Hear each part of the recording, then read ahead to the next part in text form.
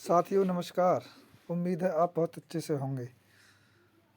आज मैं आपको पृथ्वी के वायुमंडल की परतों के बारे में सामने दिख रहे चित्र के द्वारा समझाऊंगा। उम्मीद है आप मेरी पूरी वीडियो को अंत तक देखेंगे और इसे समझेंगे। जैसा कि आप जानते हैं, वायुमंडल को 5 परतों के द्वारा बांटा गया है। इसे हम सबसे पहले हिंदी में समझते हैं। जो नीचे से जो पहली लेयर है, इसे हम कहते हैं क्षोमंडल। दूसरा समताप मंडल, तीसरा मध्य मंडल, चौथा आयन मंडल और पांचवा और अंतिम बहिर्मंडल। तो एक चीज़ और मैं आपको यहाँ समझाना चाहूँगा कि जब हम परीक्षा में जाते हैं और वहाँ जा कर के देखते हैं तो इनको हिंदी में नहीं देख करके एग्जामिनर अंग्रेजी में दे देते हैं और वहाँ बच्चा फंस जाता है। और जब बच्चा फंस जाता है तो या तो कर गया हिंदी में और लेकिन वहाँ गया अंग्रेजी में, तो अब क्या किया जाए। तो इसीलिए इसे मैं थोड़ा सा आपके सामने अंग्रेजी में भी बताना चाहूँगा। जैसे हमारा पहला जो दिख रहा है क्षोभ मंडल, इसे हम अंग्रेजी में ट्रोपोस्फेयर भी कहते हैं। सप्ताप मंडल को स्ट्रेटोस्फेयर कहते हैं। मध्य मंडल को मीसोस्फेयर। आयन मंडल को, इसे आयन मंडल के साथ हम तापमंडल भी कहते हैं और अंग्रेजी में इसे बोलते हैं थर्मोस्फेयर।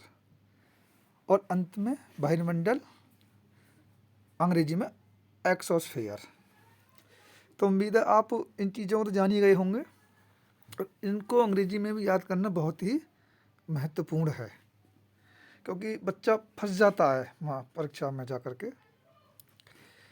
तो मैं आपको ये बताना चाहूँगा और मैं एक चीज़ और आपको इस साथ साथ बता दूँ कि मैं इस वीडियो को छोटी बनाऊँगा जिससे जल्दी समझ में आ जाए।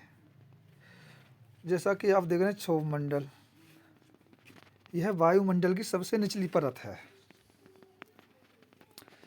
यह वायुमंडल की सबसे निचली परत और पहली परत है, जिसकी ऊंचाई ध्रुवों पर लगभग 8 किलोमीटर होती है और भूमध्य रेखा पर लगभग 18 किलोमीटर होती है।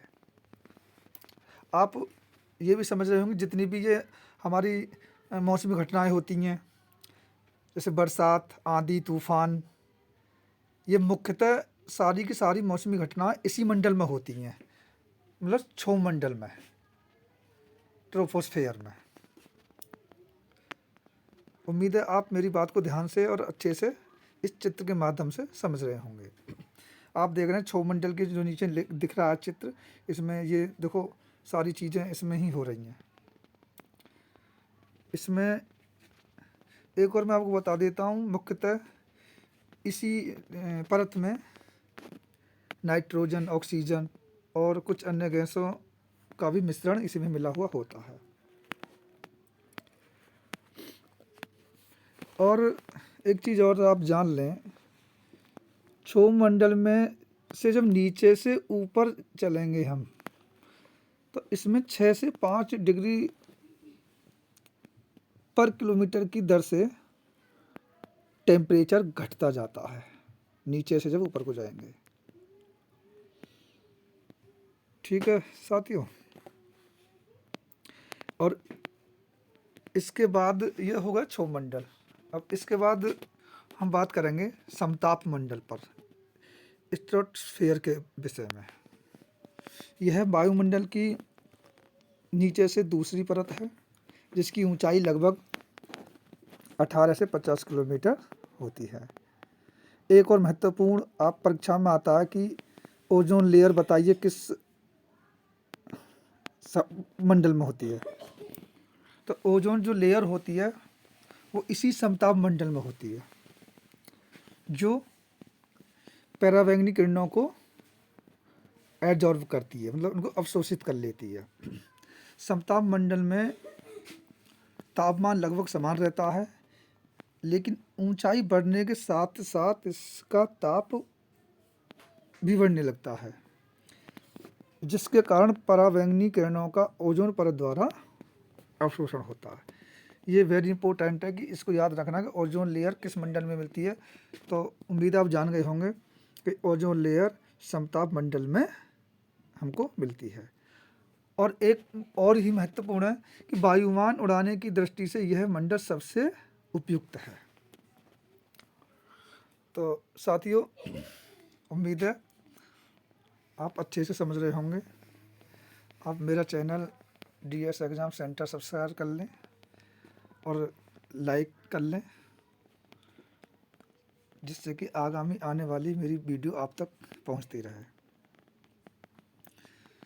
अब हम बात करेंगे मध्यमंडल की, मेसोस्फीयर। इसको तो याद रखने का और भी आसान तरीका है, मध्य अर्थात बीच में आ रहा है। यह वायुमंडल की तीसरी लेयर है और ठीक समताप मंडल के ऊपर स्थित है। इसकी ऊंचाई लगभग 50 से 80 किलोमीटर होती है। और साथ ही बता दूं, क्षोभ मंडल में नीचे से ऊपर जाने पर टेम्परेचर घटता जाता है। और मध्य मंडल की जो सबसे ऊपरी जो सीमा पृथ्वी का सबसे ठंडा स्थान है। मध्य मंडल की जो सबसे ऊपर की जो लेयर है लास्ट में, वहाँ पृथ्वी का सबसे ठंडा स्थान है, जहाँ का एवरेज टेम्परेचर लगभग -85 डिग्री सेंटीग्रेड होता है। और एक चीज़ और हम आपको बताएंगे दोस्तों, अंतरिक्ष से पृथ्वी के वायुमंडल में प्रवेश करने वाले लगभग सभी जो उल्कापिंड इस परत में आकर जल जाते हैं। जैसे आपने कभी देखा होगा, रात को हमने देखा आसमान में एक चिंगारी सी हुई और वो एक मतलब जलते हुए आग के गोला की तरह नीचे को आए और वहीं ख़त्म हो जाते हैं। तो वो इसी मेसोस्फीयर में होता है। वो उल्कापिंड होते हैं जो आकर के इसमें वो ख़त्म हो जाते हैं। दोस्तों, ये मध्यमंडल के बाद में आता है हमारा 14 स्तर, 4th लेयर, तापमंडल, या हम इसे आयन मंडल भी कहेंगे, अंग्रेजी में थर्मोस्फेयर। ये जो मंडल होता है ना, इसके जो ऊंचाई होती है लगभग 80 से 700 किलोमीटर की होती है। तापमंडल में नीचे से ऊपर जाने पर इसमें टेम्परेचर बढ़ता जाता है। इसकी सबसे ऊपरी सीमा टेम्परेचर जो की वजह से उसे ताप सीमाएं कहते हैं।